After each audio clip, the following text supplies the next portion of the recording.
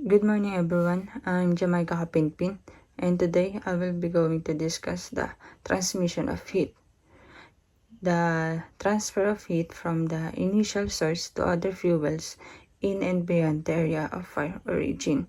So malalaman natin dito kung paano nag-work yung pag-move ng heat energy mula sa initial source neto papunta sa iba't ibang klase ng medium. For example, kapag nagluluto tayo, bakit kapag naiwan natin yung sandok natin dun sa may kaserola or kawali, pag hinawakan natin siya ulit, mainit na. And another example, kapag may sunog, bakit tayo nakakaramdam ng init mula sa hangin? So let us move forward to the types or modes of heat transfer. So first, we have the conduction, a heat transfer in which a fire-heated object is in direct contact with another cooler object and heated. Dito sa conduction, meron tayong conductor. Ito yung mga pipe, metal, or even wall. Ito yung mga nag-absorb ng heat energy. Kaya kapag hinawakan mo sila, makakaramdam ka ng init. For example, itong picture. May kaserolang nakasalang sa may stove. Kung saan yung kaserola na yon is made of metal, yung material niya. So, i-absorb niya yung init na nagmumula doon sa fire, sa stove.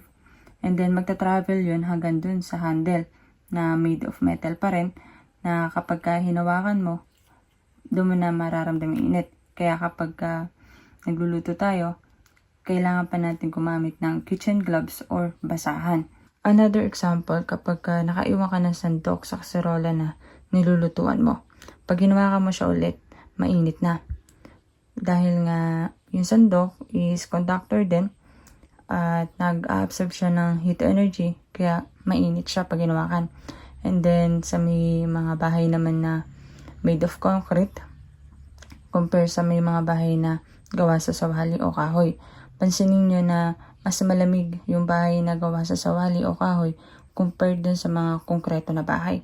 Dahil yung kahoy, insulator siya, hindi siya nakakapag-absorb ng init, kaya less yung init na mararamdaman mo dun sa bahay na gawa sa sawali.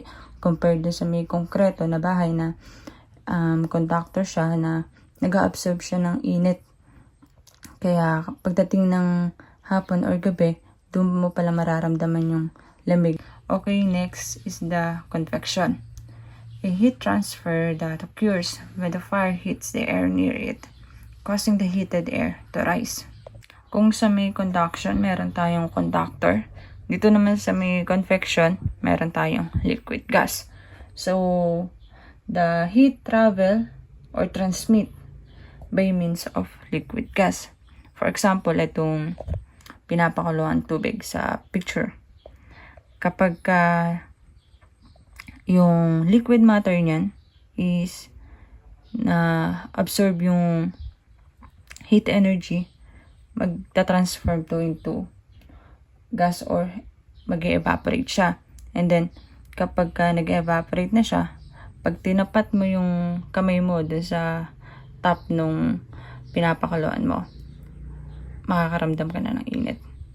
Other sample of convection, meron tayong hot air balloon, thermal energy, and water cycle. So, sa hot air balloon, ginagamit natin yung heat energy to make the air inside the balloon less dense. Dahil kapag less dense na siya, yung molecule niya is mag-spread out na. And then, kapag nag-spread out na yung molecule, ito na yung magpupush through para umangat yung hot air balloon. Sa thermal energy naman, ito lang yun sa pagpapakulo ng tubig, na from liquid matter, magiging liquid gas na siya or mag-evaporate na siya. And then sa water cycle, parang ano lang din siya sa may thermal energy, na kapag uminit yung tubig sa dagat is magkakaroon lang ng evaporation. From liquid matter, magiging ano na siya, liquid gas. Next is the radiation, a transfer of heat through light or heat waves. Dito naman sa may radiation, nagtatransmit or nagtatravel yung heat by means of air. So, for example, kapag nasa dagat ka, mas mabilis kang umitim dahil yung heat na nanggagaling sa may araw is nagre-reflect, or yung hangin nun na tumatama sa sayo na galing sa dagat is mas mainit. So, mas malaking chance na umitim ka. Another example, kapag nakaupo ka malapit sa bonfire na kahit na hindi ka naman directly na nakatayo doon sa mismong apoy na yon, is mararamdaman mo pa rin yung init dahil sa hangin na tatama sa'yo. The last type of heat transfer, the direct flame contact. Fire spreads along or through a burning material by flame contact.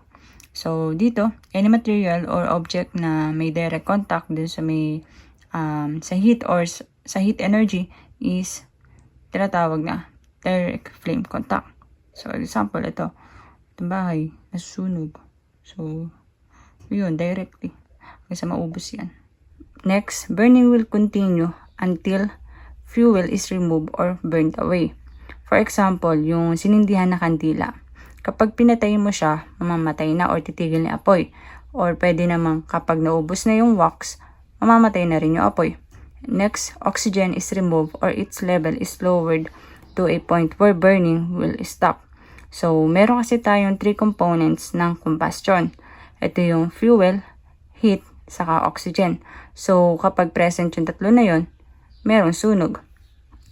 Pero kapag yung oxygen, unti-unti nawala or nawala na, so, pwedeng matigil na yung apoy.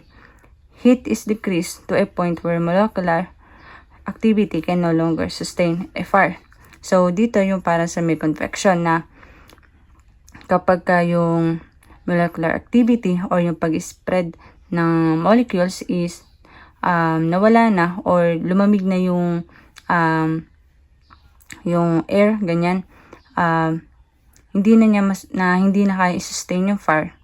So, matitigil na yung sunog.